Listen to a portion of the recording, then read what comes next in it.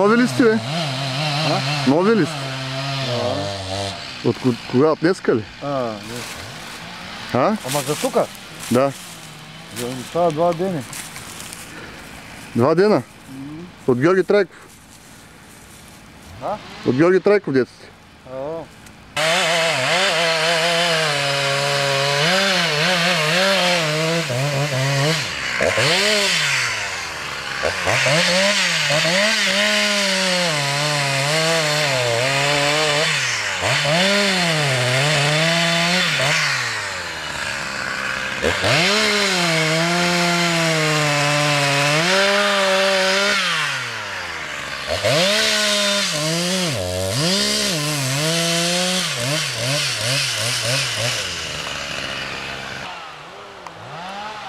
От колко дена режи тук? 2 дена ли?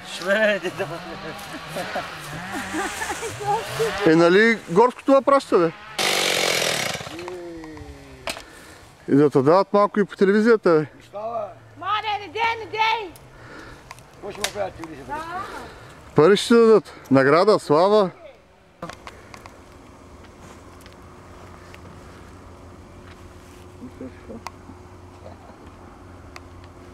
Аз със сил действителност. Тук ще режиш, до вечера идвам ти плащам.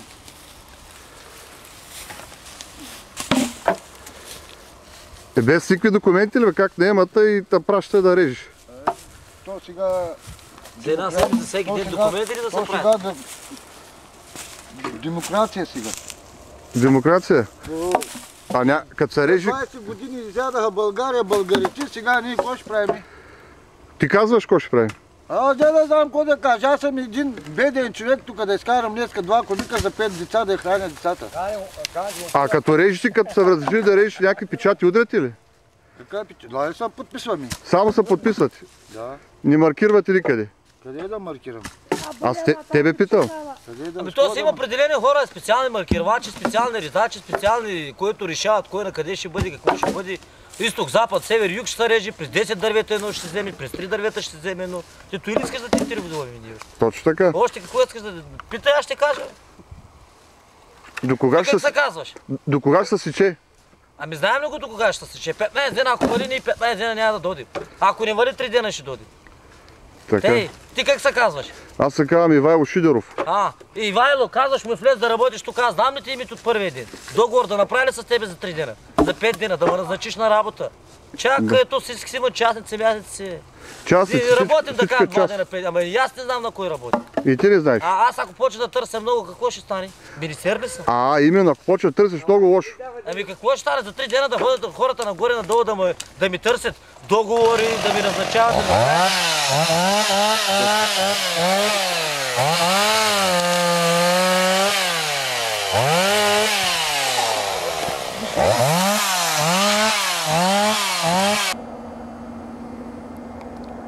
На това му казват гола сеч. Всичко, що е зелено, се изрязва. Без значение. Големи дървета, малки дървета, бор, смърт, чела, дъб, всичко се реже. Понеже оправданието им е гората е изсякана от малцинствата и ние трябва да я доизсечем.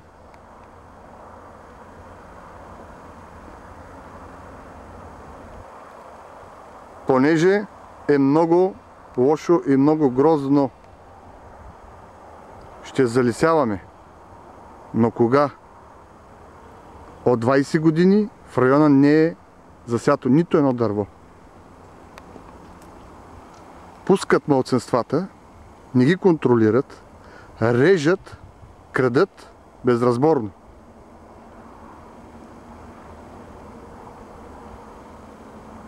И накрая пак те доизрязват гората, като привикват същите хора, които са крали, но вече полузаконно да унищожат.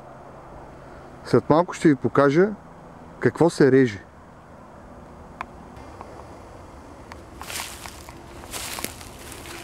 Ето дървета, които се унищожават.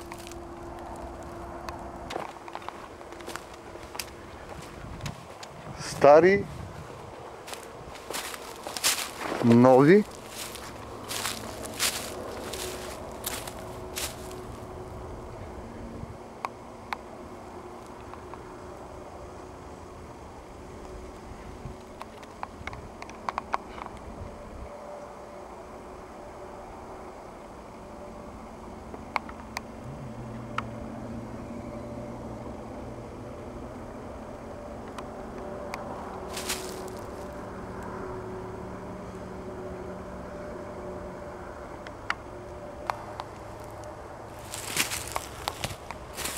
под шумата остават и дебели стебла, които не се виждат.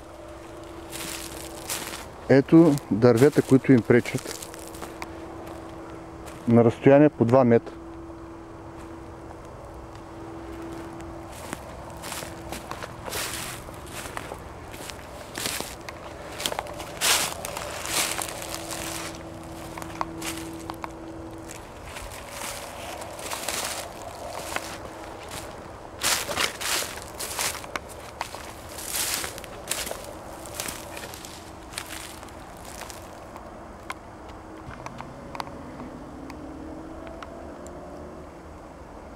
Зад тази гора в момента има други сечища.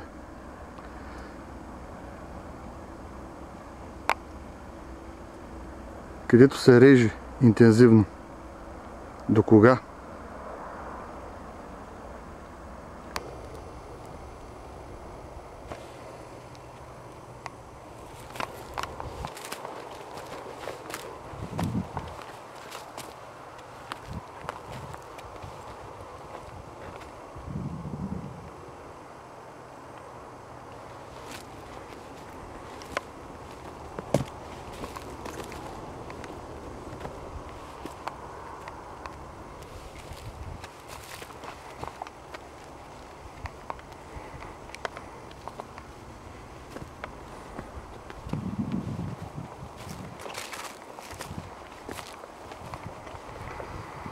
Това са дебели дървета, изрязани ушким гола сече на по 2-3 метра, 5 метра дървета.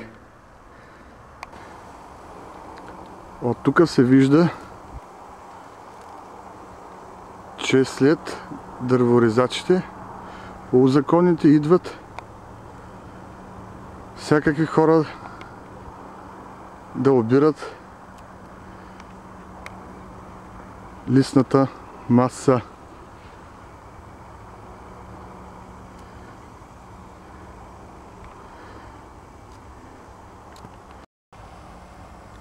Това е един от най-хубавите райони до град Варна, непосредствено до морето. Преценете ви какво е на 10 км навътре, на 20, на 50, на 100. Масово унищожаване. Това е голата сеч и голата истина. Миналата година ходихме при господин Хлебаров в Горското. Зададахме му въпроса защо се издават бележки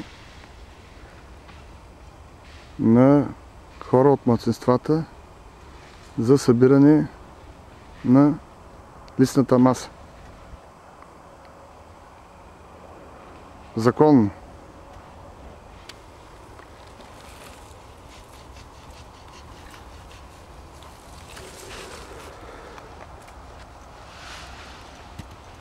Отговориха ми, че по-хубаво да режат тънките дървета, отколкото дебелите.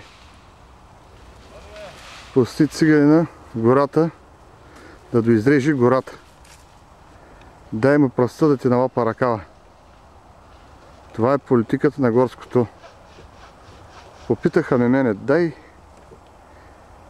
кажи какво да направим. Дай съвет. Може да те послушаме. А мен ли казваш? Но ви не.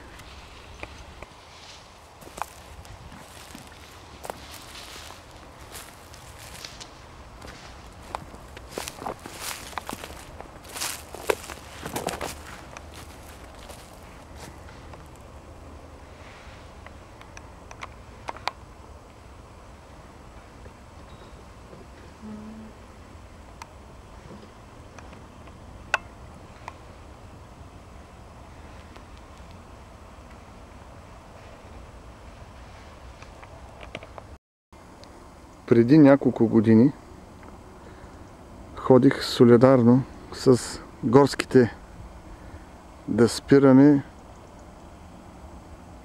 малцинствата в гората.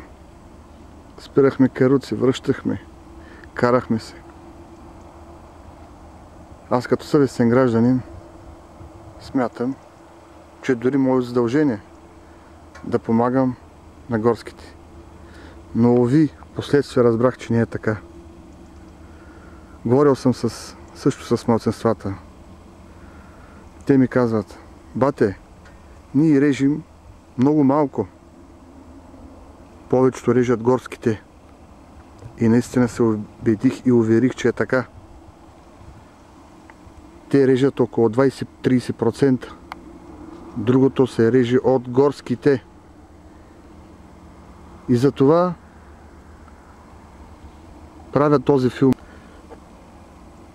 Да се разбере, че това се прави може би и умишлено.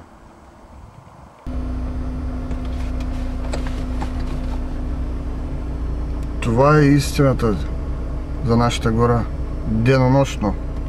Горски цигани. Комбина. Оправданието на горските са бедните цигани.